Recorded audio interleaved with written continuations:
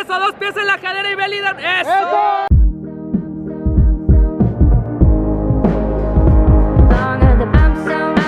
Hey guys, how are all of you?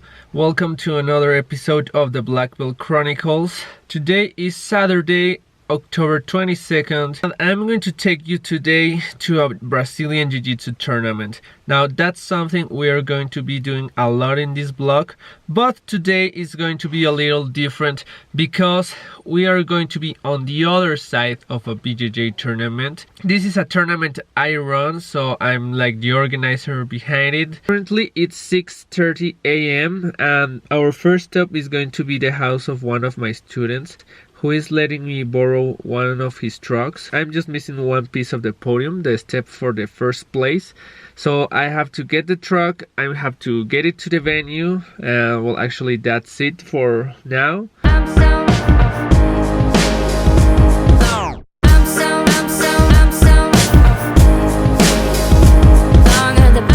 On a little side note, I know that this is not like an actual truck, it's more like an SUV, I think. But here in Mexico, you either have a car or a truck. Truck to everything that isn't a car. So if you got like a crossover, it's a truck. If you got like an SUV, it's a truck. If you got a minivan, it's a truck. If you got a pickup truck, it's a truck. Which, so you know, a truck in Spanish is called camioneta. So everything it's a truck, you know. Now I have to get back to my house. I have to load the podium into the back of the truck or the SUV, and then I have to head to the venue of the tournament.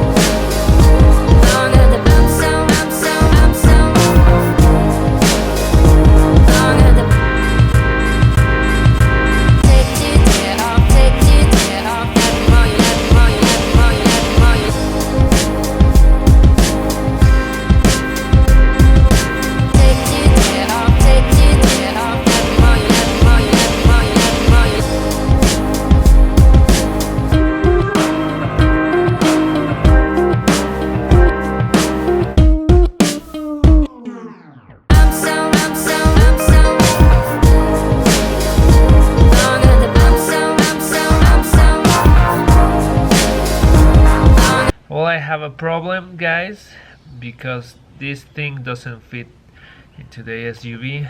I have to come with a plan real quick to get this stupid podium to the venue, which is really far away.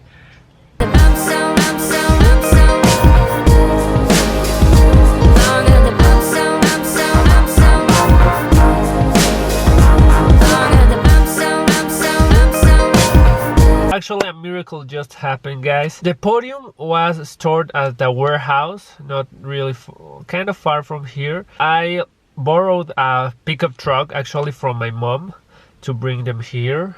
But my mom was out of the country and her pickup was at the airport. That's why I didn't ask her for it, because, well, I couldn't get it because it was at the airport and the keys were at another country. But turns out my mom just arrived today in the morning. I already called her and she's on her way, so I just have to wait for her to arrive. Finally, I'm on my way, guys. It's already 9 a.m. and the competitors are already there. So the venue is like an hour and a half away from where I live. So I'll have to get there as fast as possible. I'm a little late, but I mean, at least the podium is not something that we need right now in the venue. So we finally made it to the venue, guys. I'm finally here. I just have to get someone to help me with the podium.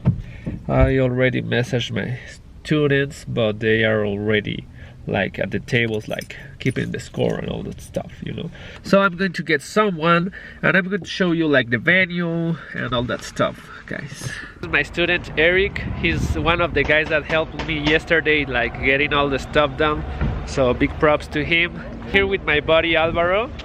He's running the acai stand because we have acai here in Mexico.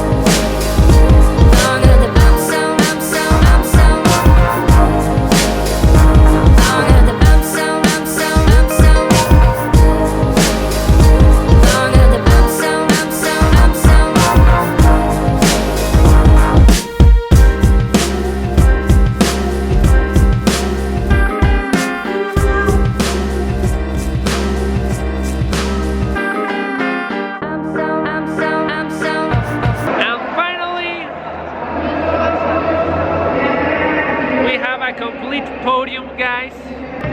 Podium. No problems at all. We managed to resolve the situation that we had, and everything's looking fine with the tournament.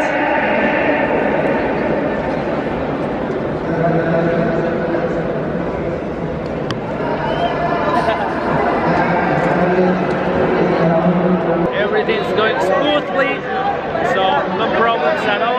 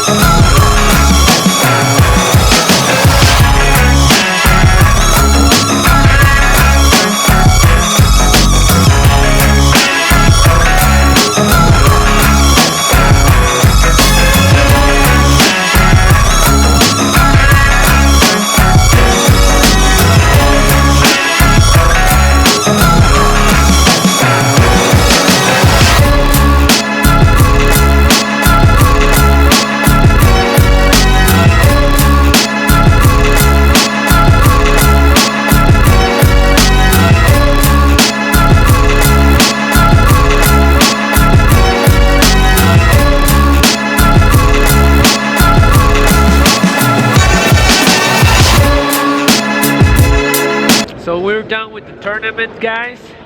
It was a success. Everything went according to plan. Only one absolute category going on. And after that, well, I have to wait for the guys that are moving the mats, that are taking them to the warehouse. So I'll have to wait for them to load up the truck, drive to Polanco, and then unload them on the warehouse. Also, I'm very happy. My students did pretty well. All of them made it to the podium. Two of them actually had to fight in a higher weight class because there was no one at the bracket. One of them even took first place in his weight division and then took third in the absolute.